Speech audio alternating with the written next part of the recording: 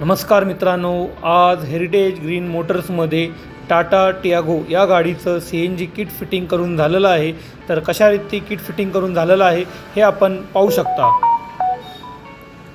हा 65 लिटरचा सिलेंडर आहे। हा आपण या पोझिशनमध्ये बसवलेला आहे। त्याचबरोबर लोवॅटो कंपनीचं सिक्वेन्शियल किट आपण बसवलेलं आहे। तर कशा रीती बसवलेलं आहे हे आपण पाहू शकता। हा CNG फिलिंग वाल आहे। हा आपण या पोझिशनमध्ये बसवलेला आहे। त्याचबरोबर हा लोवॅटो कंपनीचा रिड्यूसर आहे। हा आपण या पोझिशनमध्ये बसवलेला आहे।